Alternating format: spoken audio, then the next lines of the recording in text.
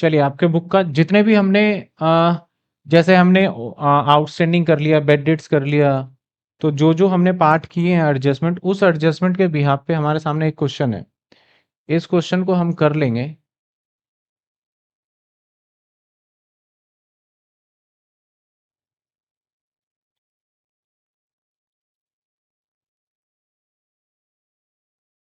Visualise जिनको नहीं है वो थोड़ा सा देखेंगे। बाकी आपके पास बुक्स है, तो बुक्स के अंदर ये क्वेश्चंस अवेलेबल है। थर्ड, तो क्या क्या बना लेना है हमें? एक बना लेना है हमें ट्रेडिंग अकाउंट। थोड़ा एडजस्टमेंट करना पड़ेगा।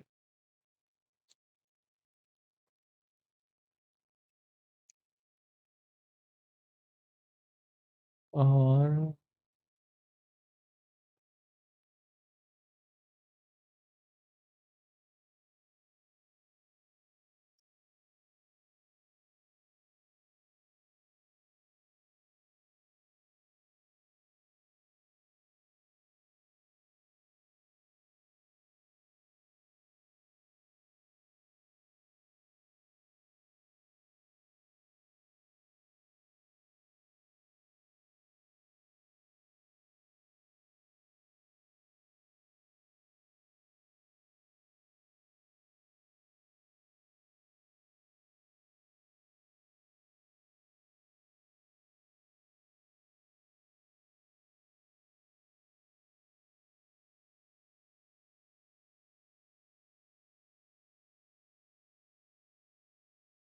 Okay, new.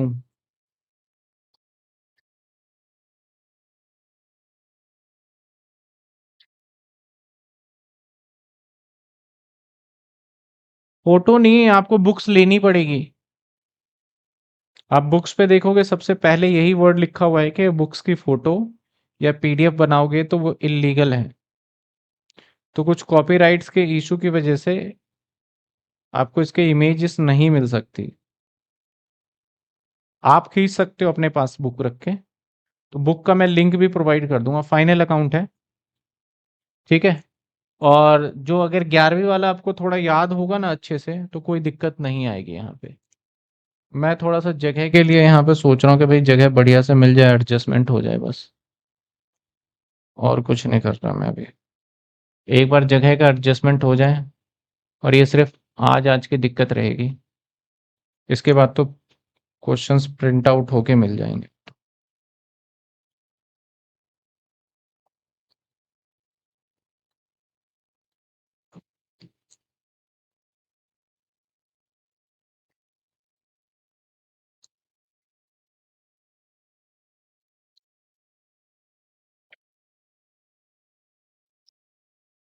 चलिए, थोड़ा मैं एडजस्टमेंट भी करूँगा, थोड़ा छोटा भी लिख सकता हूँ, क्वेश्चंस भी दिख रहा है, इसलिए थोड़ा सा। ये है हमारा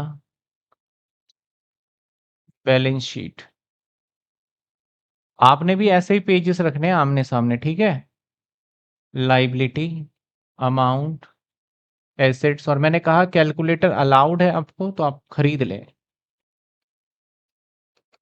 trading and profit and loss, आपका पर्टिकुलर अमाउंट। अमाउंट देख लेते हैं कितना विजुअल है। चलिए, सारा दिख रहा है, कोई दिक्कत वाली बात नहीं है। अगर कुछ पार्ट ना दिखे तो आप बता दीजिएगा। सर बुक, हाँ बुक की मैं इमेज बता देता हूँ। एक बार दिखाओ बुक में, दिखा देता हूँ कैसा कलर है। जो लेटेस्ट वाली बुक है ना, वो इस कलर का है। ये रहा आपके सामने बुक। और राइटर का नाम है J.R. मूंगा। आपके कॉलेज में भी यही बुक लगाई जाती है। दो बुक चलती है बेसिकली, एक J.R. मूंगा और एक चलता है B.K. गोयल। और ज्यादातर कॉलेज में चलता है J.R. मूंगा, जो कि सिंपली मैंने वही फॉलो किया है। बाकी बुक्स कोई भी हो, कॉन्सेप्ट सेम रहता है, क्वेश्चन सेम है, क्वेश्चन थोड़े अलग हैं, चैप्टर सेम है, तो उससे फर्क नहीं पड़ता आपका, ठीक है। तो आपके सामने ये रहा क्वेश्चन। क्वेश्चन को हम एक एक करके पढ़ते जाएंगे और करते जाएंगे। करने का तरीका आप समझ लीजिए। पहले, सबसे पहले आपको ना एडजस्टमेंट पढ़ लेना है। एडजस्टमेंट अगर पढ़ें तो क्या कहता है इंश्योरेंस प्रीपेड है, आपको दिख रहा होगा होपफुली, नहीं तो मैं कोशिश करता हूँ कि और ज्यादा बड़ा करके दिखाऊं आपको। ठीक है, इंश्योरेंस प्रीपेड है, क्या दे रखा है आपको, इंश्योरेंस प्रीपेड। तो आप ध्यान दीजिएगा, यहाँ पे जब इंश्योरेंस प्रीपेड है तो जब भी मैं इंश्योरेंस को लिखूंगा तो ध्यान रखूंगा। इलेक्ट्रिसिटी एक्रूड, एक्रूड का मतलब आउटस्टैंडिंग है, ध्यान रखूंगा। रेंट एंड रेट्स प्रीपेड, इसका भी ध्यान रखूंगा। प्रोविजन फॉर बेड डेट्स है, इसका भी ध्यान रखूंगा डेटर के ऊपर। तो टोटल 4 एडजस्टमेंट है, पहले हमने ये पढ़ लेना है, ठीक है। इसके बाद एक एक करके करेंगे। सबसे पहले कैपिटल है, तो कैपिटल कहाँ आ जाएगा, इस साइड में। और कैपिटल हमेशा अंदर की साइड रखना है, क्योंकि इसमें हमें ऐड करना पड़ता है प्रॉफिट और या फिर लॉस, लेस करना पड़ता है। 83 क्या है अमाउंट, 83,887, ठीक है ना। चलिए ये लिख लिया। सेल्स दे रखा है, तो सेल्स बाय साइड में, ये भी इन साइड में रखिएगा। रीजन इस पे सेल्स रिटर्न हो जाता है, नहीं हुआ तो अच्छी बात है, लेकिन कई बार हो जाता है। तो 259, आगे क्या है, 87, 259,870, 870। मैं बाद में एडजस्टमेंट कर दूंगा इसका, अभी मैं अमाउंट लिख रहा हूं, ठीक है। 870, 870, ठीक है। बाद में मैं इसको एडजस्ट कर दूंगा, क्योंकि क्वेश्चन मैं साइड कर दूंगा। और जहां तक मुझे लग रहा है क्वेश्चन साइड तो हो सकता है। चलिए साहब, क्वेश्चन तो साइड हो ही सकता है, ठीक है।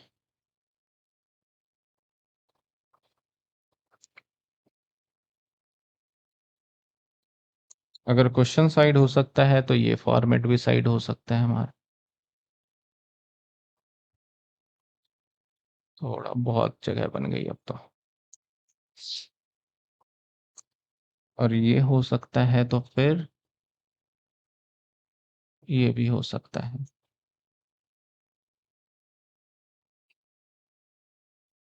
ठीक है,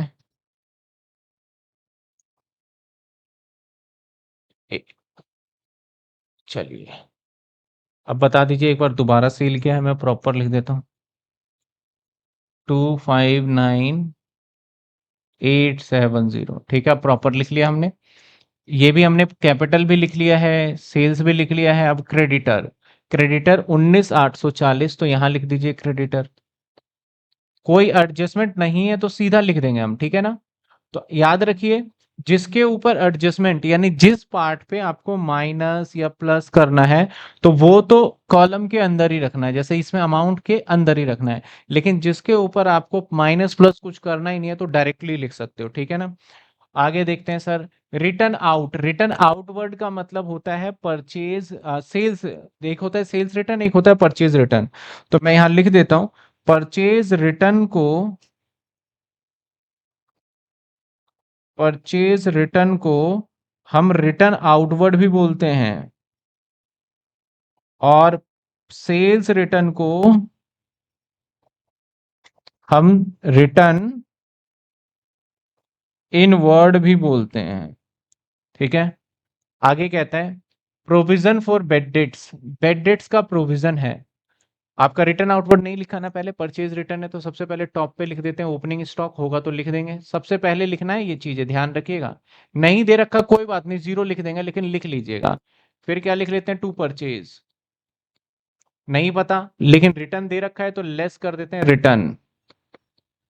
सर रिटर्न कितने का दे रखा था हमें, 13,407।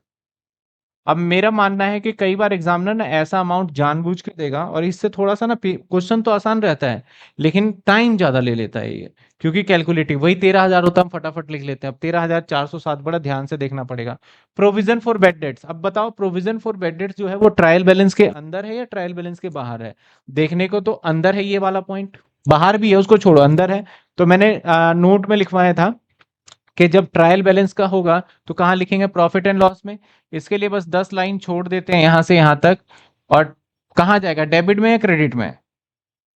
तो मैंने इसको बताया था कि provision for doubtful debt credit जाएगा, और मैंने कई बार आपसे बोला था कि मैं गलत नहीं हूं, मैं गलती नहीं कर रहा हूं, इस बात का ध्यान रखिएगा आप, ठीक है। तो बाय साइड में आ गया, क्रेडिट में आ गया। इसके बाद आगे देखा जाए तो डिस्काउंट अलाउड 2306 रुपए का, तो ट्रेडिंग का पार्ट है तो टू डिस्काउंट 2306 रुपए। इसके बाद क्या गिवन है सर? डिस्काउंट रिसीव गिवन है 1750, तो ये तो इनकम हो गया सर। तो बाय साइड में आ जाएगा बाय डिस्काउंट। अब सर आप अलाउड और रिसीव तो लिख नहीं रहे, क्रेडिट का मतलब ही रिसीव है और डेबिट का मतलब ही अलाउड है, तो मेरे पास स्पेस नहीं है इसलिए नहीं लिख रहा, और नहीं भी लिख रहा तो कोई इससे गलत नहीं हो जाएगा। 1750 रुपए, ठीक है। इसके बाद परचेज दे रखा है, कितना दे रखा है? 1,0680 रुपए परचेज। ये माइनस का होगा तो ब्रैकेट निशान लगा देंगे, ठीक है ना। इसके बाद आगे चलते हैं, रिटर्न इनवर्ड है, सेल्स रिटर्न आ गया हमारे पास। तो बाय सेल्स रिटर्न कितने का है? 5,624 रुपए का, ठीक है ना। जैसे जैसे अमाउंट मिलता जा रहा है हम लिखते जा रहे हैं। इसके बाद कैरिज आउटवर्ड, अब ध्यान रखिएगा कैरिज इनवर्ड भी होता है और कैरिज आउटवर्ड भी होता है। जो कैरिज इनवर्ड होगा वो क्या होगा? ट्रेडिंग का पार्ट, और आउटवर्ड क्या होगा? पी एंड एल का। हमने किया था जब स्टार्टिंग में देखा था, तो यहाँ पे आ जाएगा टू कैरिज कितने रुपए का है? 4,562 रुपए, ठीक है। इसके बाद ड्राइंग है, ड्राइंग क्या होता है? 18,440 लेस कर देंगे यहां से, कैपिटल में से 18,440, ठीक है। आप अगर अमाउंट सारा बड़े ध्यान से फिल करते हो, टोटलिंग थोड़ा पेशेंस रखे, भागना नहीं है, तो हमेशा मैच हो जाएगा। अगर आप वही चीज जल्दी जल्दी जल्दी मैच ही करना है तो फिर मैच नहीं होता। ये कैरिज इनवर्ड 11,830, तो यहां आ जाएगा कैरिज 11,830 रुपए। इसके बाद क्या दे रखा है? रेंट रेट्स, और इस पे हमें याद है एडजस्टमेंट था, तो मैं रेंट लिख देता हूं। कितने रुपए का रेंट? 25,973। मैंने अंदर इसलिए लिखा, मैंने एडजस्टमेंट पहले ही पढ़ लिया था। इलेक्ट्रिसिटी, इस पे भी एडजस्टमेंट है।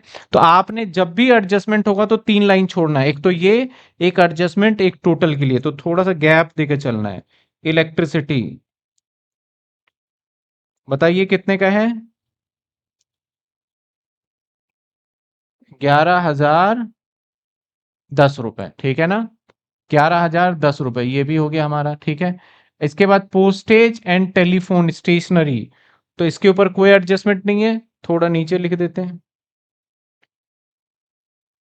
कितने रुपए? 2,410 रुपए, ठीक है। इसके बाद एडवर्टीजमेंट है, कोई एडजस्टमेंट नहीं है, तो एडवर्टीजमेंट भी यहीं आ जाएगा, टू एडवर्टीजमेंट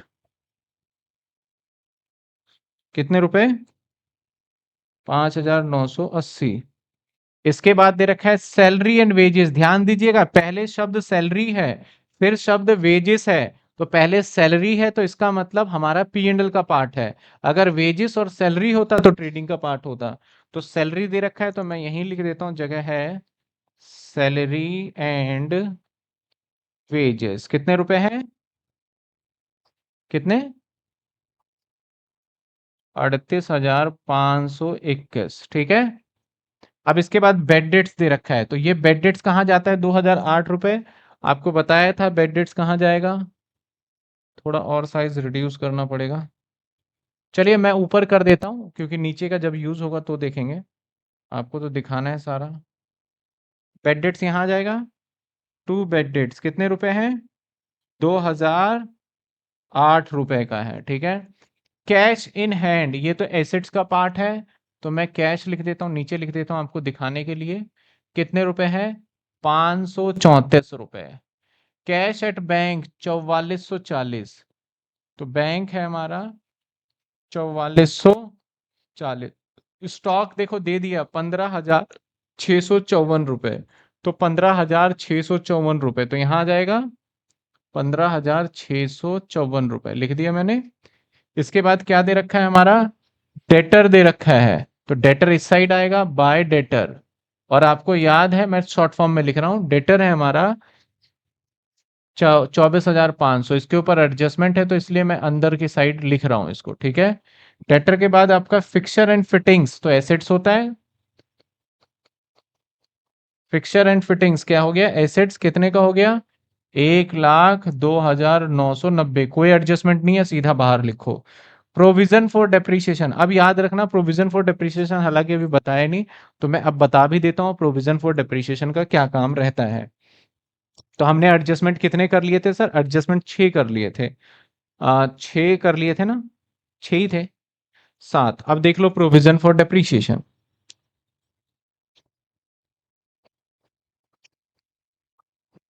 प्रोविजन फॉर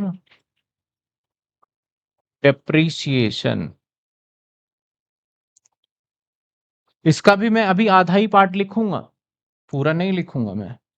अब ये दो जगह हो सकता है आपको देखने को मिल सकता है, जनरली हम दो जगह कहाँ बोलते हैं, हो सकता है ट्रायल में हो और हो सकता है कहाँ हो, बताओ? एडजस्टमेंट में। एडजस्टमेंट में अगर ट्रायल बैलेंस में हुआ तो क्या करेंगे और एडजस्टमेंट में हुआ तो क्या करेंगे? अगर ट्रायल बैलेंस में हुआ तो प्रोविजन फॉर डेप्रिसिएशन दे रखा है, तो आपके पास दो ऑप्शन अवेलेबल है, ठीक है ना? यहाँ पे आपके पास दो ऑप्शन आ जाते हैं। मैं बोलूंगा, मैं ये करूंगा और आपकी इच्छा आप कोई भी कर सकते हैं। एक तो आप इसे दिखा दीजिए बैलेंस शीट के लाइबिलिटी साइड, ठीक है ना? प्रोविजन फॉर डेप्रिसिएशन कभी भी हमारा प्रॉफिट एंड लॉस के डेबिट में नहीं जाता, ध्यान रखिएगा। दूसरा आप क्या कर सकते हैं, लेस कर सकते हैं फ्रॉम एसेट, जिस एसेट्स के ऊपर है वहां से आप लेस कर दीजिए। दो ऑप्शन अवेलेबल है, क्या करिए, एक एक आप कर दीजिए यहाँ पे और दूसरा लेस कर दीजिए एसेट से, दोनों में से कोई। ये मैं कह देता हूं यहाँ पे बीच में लिख भी देता हूं, और का मतलब या तो ये फॉलो करिए, ये फॉलो करिए, आपकी इच्छा है। अगर एडजस्टमेंट में हुआ तो दो एंट्री होनी तय है, ठीक है? एडजस्टमेंट में हुआ तो दो एंट्री होनी तय है। आप क्या करिएगा, एक माइनस कर दीजिए, एक दिखाइएगा आप लेस। यहां पे भी दो कैटेगरी है, दो पार्ट कर सकते हो आप, ठीक है ना? एक तो प्रॉफिट एंड लॉस के डेबिट में तो जाएगा, ये तो फिक्स हो गया, डेबिट साइड ये तो होगा।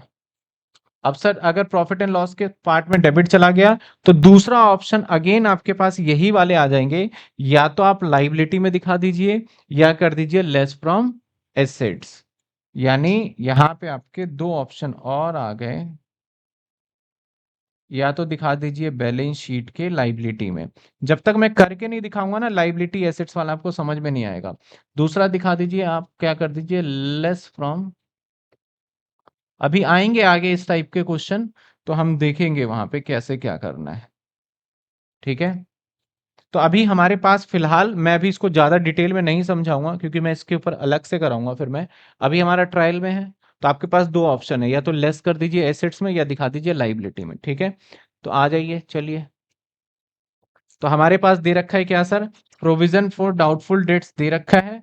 और किसके ऊपर है प्रोविजन फॉर डाउटफुल डेट्स, देखो आप, किसके ऊपर है हमारा, फर्नीचर एंड फिक्सर।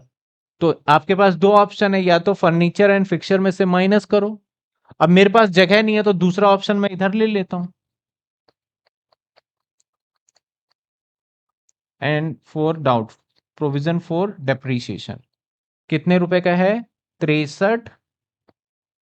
अब इससे ना आपकी किताब का आंसर बैलेंस शीट के टोटल में फर्क आएगा। क्या पता बुक वालों ने इधर माइनस किया होगा तो 63 से कम आएगा आंसर, लेकिन दोनों ही आंसर 100% वैलिड माने जाते हैं और 100% ठीक है। ऐसा नहीं कि कोई आंसर आप बोलोगे ये तो गलत हो गया, ठीक है?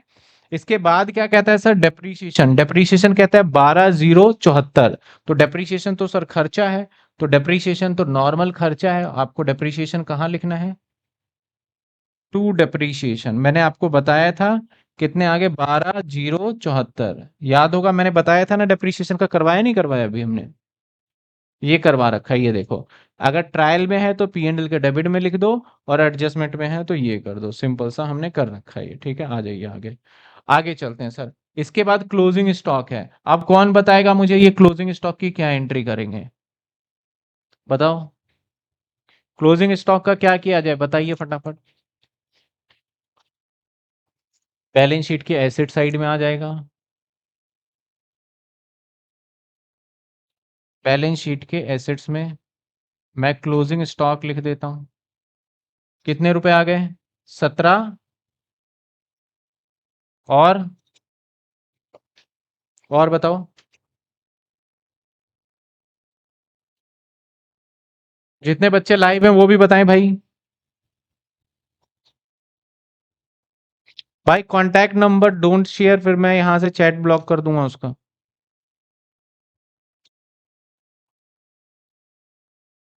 बताइए आप। बस एक ही जगह एंट्री जाएगा आपका बैलेंस। अब आप खुद सोचो ना, कहाँ गिवन है ट्रायल बैलेंस के, तो एक ही जगह जाएगा। दिमाग ही नहीं लगाना दूसरी एंट्री कहाँ होना है, एक जगह लिख दिया। क्या कहा था? ट्रायल बैलेंस के अंदर होता है तो एक एंट्री, ट्रायल बैलेंस के बाहर होता है तो दो एंट्री, और बाहर होता तो ट्रेडिंग में जाता। बच्चे बहुत बड़ी गलती करते हैं कि वो, क्योंकि क्लोजिंग स्टॉक शुरू से पता होता है एसेट्स में ट्रेडिंग में, एसेट्स में ट्रेडिंग में, तो वो भूल जाते हैं कि ट्रायल बैलेंस के अंदर, और पेपर में वो करेंगे गलती, फिर मिसमैच हो जाएगा उनका। ठीक है, अब एडजस्टमेंट कर लेते हैं, चलो एक एक करके पढ़ लेते हैं। एडजस्टमेंट में अलग कलर से कर लेता हूँ। इंश्योरेंस कितने हैं? प्रीपेड है 1120 रुपए, तो प्रीपेड का क्या बताया था, माइनस हो जाएगा। तो रेंट रेट्स एंड इंश्योरेंस था, तो लेस हो जाएगा हमारा प्रीपेड। कितने रुपए? 1120 रुपए। और दूसरी एंट्री कहां बताया था? एसेट्स में आ जाएगा प्रीपेड, 1120 रुपए। ठीक है, इसके बाद इलेक्ट्रिसिटी एक्रूड है, यानी दिया नहीं है, तो इलेक्ट्रिसिटी में ऐड हो जाएगा। कितने रुपए एक्रूड है? 1360। एक्रूड का मतलब भी आउटस्टैंडिंग होता है, ये माइनस हो गया, तो दूसरा लाइबिलिटी में चला जाएगा, एक्रूड 1360। इसके बाद है रेट्स हैव बीन प्रीपेड। अब देखो हमारा ना एक ही वर्ड था, अगर ध्यान से देखो तो कहाँ गया कहाँ गया कहाँ गया, ये था रेंट रेट्स एंड इंश्योरेंस, तीनों एक ही में है। तो अब पहले तो उसने इंश्योरेंस बोला, तब इसमें से माइनस कर दिया। अब बोल रहा है रेट्स, तो रेट्स भी इसी में से ही माइनस होगा, ध्यान दीजिएगा, क्योंकि इसी के अंदर है वो जुड़ा हुआ। तो लेस रेट्स प्रीपेड, कितने रुपए का प्रीपेड है? कुछ बच्चे कहेंगे सर इकट्ठा जोड़ के कर सकते हैं, नहीं, अलग अलग करना है। कितने हैं? 435। और यहां पे लिखोगे रेट्स प्रीपेड, प्रीपेड रेट्स। अब ये होता क्या है? कितने हैं? अब देखो, रेंट रेट्स एंड इंश्योरेंस, भैया ये तीन तीन नाम क्यों जोड़ दिया? एक सवाल ये मन में आना चाहिए आपके। रेंट तो पता है मकान का किराया, अब ये रेट्स क्या होता है? रेट्स ना टैक्स के लिए लगाया जाता है। अब सर टैक्स कौन सा? देखो, आपका ना हाउस टैक्स नाम का एक होता है पॉइंट, कि आपको हाउस टैक्स देना होता है। तो कभी भी मकान किराए पे लेता है ना कोई किराएदार, या हम किराएदार एज अ मकान लेंगे, तो मकान मालिक क्या बोलता है, भाई मकान का किराया भी तुम्हें देना है, बिजली बिल भी तुम्हें देना है, यही होता है ना। तो सेम, कई जगह पे हाउस टैक्स होता है और कई जगह पे नहीं होता। जहां हाउस टैक्स लगाती है गवर्नमेंट, वहां पे बोलती है भाई मकान का किराया भी तुझे ही देना है, टैक्स भी तुझे ही देना है, और बिजली बिल पानी बिल सब तुझे ही देना है। ठीक है ना। तो उस सिचुएशन में अब उस जहां पे हाउस टैक्स लगता है उसके लिए क्या हो गया, रेंट एंड रेट्स, तो रेंट किराया और रेट्स क्या हो गया, टैक्स, जो कि हमें देना ही देना है। उसके बाद इंश्योरेंस, कई बार हमें मकान का इंश्योरेंस भी कराना पड़ता है अपने बिजनेस के प्रेमिसेस का, तो वो इंश्योरेंस भी, तो इसलिए इसका नाम हो गया रेंट रेट्स एंड टैक्सेस, इकट्ठा बोल देते हैं। ठीक है, हालांकि बहुत लोगों को पता नहीं होता रेट्स वर्ड क्यों लगाते हैं, बस बोल देते हैं रेंट एंड रेट्स एक ही चीज है। लेकिन रेट्स होता है हाउस टैक्स, दिया जाता है, हर जगह दिया जाता है, लेकिन ये बहुत एक फ्यू अमाउंट होता है, बहुत कम अमाउंट होता है। जैसे कि अगर एक घर है तो वहां का हाउस टैक्स मान लो साल का 1000 रुपए ऐसे आएगा, तो आप उसको ना रेंट से सेपरेट नहीं कर सकते। रेंट आपका 30,000 है और 1000 रुपए आपका हाउस टैक्स आ रहा है, तो महीने का 200-300 रुपए पड़ रहा है, मेरे ख्याल 300 रुपए भी नहीं पड़ेगा, मेरे ख्याल से उससे लेस पड़ेगा। तो आप उसके लिए अलग से रेट्स का कॉलम बनाओगे तो अच्छा नहीं लगेगा, तो वो क्या करते हैं, रेंट के अंदर ही ऐड कर देते हैं, पूरे साल का रेंट और प्लस पूरे साल का टैक्स एक इकट्ठा दिखा देते हैं। तो इसलिए यहाँ पे आ गया रेट्स का पार्ट। ठीक है, समझ में आई ये रेट्स क्या होता है, ये हाउस टैक्स होता है। इसके बाद क्या दे रखा है, provision for doubtful dates 3% on debtor, तो माइनस कर देते हैं यहां से। क्या क्या करते थे प्रोविजन का, पी एफ डी, देखो मैंने लिखवाया था एडजस्टमेंट में, 3% माइनस कर देंगे। तो 3% कितना आएगा, कितने हमारे 24,500, 735 रुपए। अब इसको माइनस करेंगे, दूसरी एंट्री कहां जाएगी बताओ, provision for doubtful dates profit and loss के डेबिट में जाएगी या क्रेडिट में, डेबिट में, टू पीएफडी।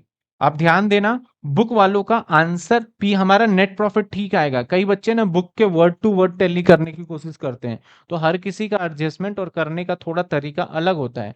बुक वाले क्या करते हैं, इसी प्रोविजन फॉर डाउटफुल डेट्स में से माइनस प्लस करके दिखाते हैं। आप अभी देख लेना सॉल्यूशन, और मैं सिंपल चलता हूं जिसमें बच्चों को कोई दिक्कत ना आए। तो इसलिए जो है मैंने सिंपल अपना एक बना रखा है, इसे डेबिट में लिखेंगे, इसको क्रेडिट में लिखेंगे।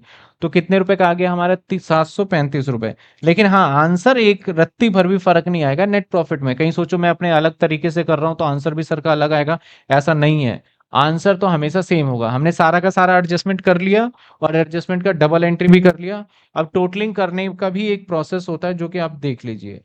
मैं इसको थोड़ा सा कम कर देता हूं, आपको दिख रहा है या नहीं दिख रहा, आई डोंट नो। थोड़ा बढ़ा देते हैं ना, चलिए। टोटलिंग करता जाऊंगा और लिखता जाऊंगा, टोटलिंग वाइट से करके लिख देते हैं। तो सबसे पहले एक 35,680 माइनस में 13,40,7, तो ये आ गया 1,222,7,3। थोड़ा पेशेंस रख के धीरे धीरे टोटल करना है, जल्दबाजी करेंगे गलत हो जाएगा। 259,870 माइनस में 56,24, ये आ गया 254,246। ठीक है, अब टोटल कर लेते हैं, यही आएगा 254,246, 254,246। अब माइनस कर देंगे इसमें से, -15654, -1,222,7,3, -11,830। तो ग्रॉस प्रॉफिट हमारा आ गया, चेक कर लीजिए, जीपी आ रहा है मेरे पास तो 104,489। चेक करिए,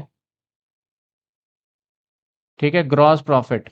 अब पता है क्या है, कई बार ना हम ग्रॉस प्रॉफिट को जीपी भी लिख देते हैं, तो मैं शॉर्ट फॉर्म यूज करूंगा। लेकिन मैं आपको सजेशन करूंगा, पेपर में आप शॉर्ट फॉर्म मत यूज करना, आपने क्या लिखना है, पूरा ग्रॉस प्रॉफिट। और ये ग्रॉस प्रॉफिट उठा के इधर लिखना है, ठीक है, बाय ग्रॉस प्रॉफिट 104,489। ठीक है, अब इसका टोटल यहीं आ जाएगा हमारा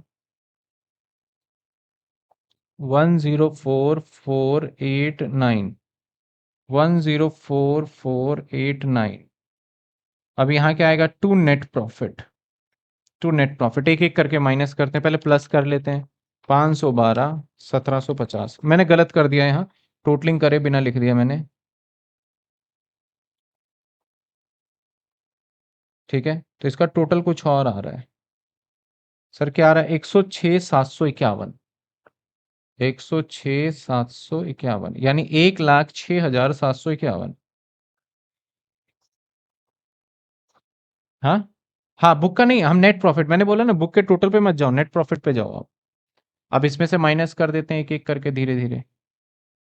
ठीक है, क्या है, 25,973। कुछ बच्चे चेक करेंगे बुक से, सर ये तो टोटल नहीं मैच हो रहा। हम टोटल थोड़ी मैच करने के लिए बैठे हैं, हम आंसर देखेंगे ना। -54,35, 19,418, 19,418, 11,010 माइनस में 1,360, ये आ गया 96,50। ठीक है, तो 106,751 minus 38,521 minus 23,06 minus 45,62 minus 19,418 minus 96,50 minus 24,10 minus 59,80 minus 2,008 minus 120,74 minus 735, ये आ गया 9087, 9087। ये प्रॉफिट चेक करिए आप, 6,000 आ रहा है, 9087, 6,000 आ रहा है ना, कितना बताने क्या आ रहा है, 367। मैंने कोई टोटल माइनस 2,720 रुपए। 2,720 रुपए, देखो कोई छोड़ा तो नहीं है आपने।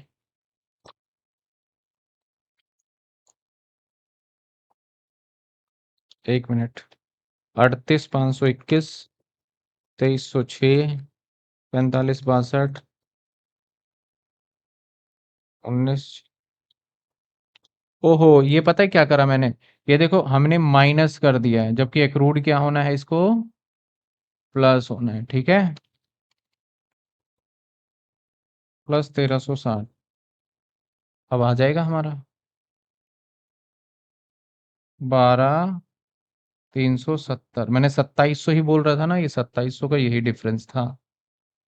अब चलिए चेक कर लेते हैं। 106,751 minus 38,521 minus 2306 minus 45,62 minus 19418 minus 12370 minus 2410 5980 12074 ये आ रहा है। और माइनस 735 6367 ये आ गया। 63 और 67। आप बुक में देखेंगे ना, तो मैं सारी चीजें देखो बताते जा रहा हूँ कि बुक में ये होगा ये होगा।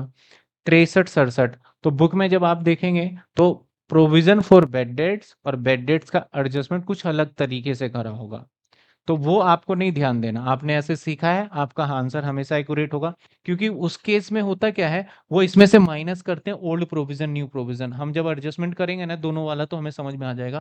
तो मैं बता भी दूंगा बुक वाले ऐसे क्यों करते हैं और वहां क्या समस्या है। कई बार इधर भी आ जाता है आंसर, कई बार इधर भी आ जाता है, तो कंफ्यूजन है। मैंने सीधा बोला भाई ट्रायल में होगा तो इधर लिखना, वो ऑटोमेटिक अकाउंट में एडजस्ट हो जाता है, ठीक है। और ऐड कर देंगे नेट प्रॉफिट, और दैट इज आ जाएगा 63 67। 63 67 और ये आ गया नेट प्रॉफिट। लीजिए इसको टोटल कर लेते हैं।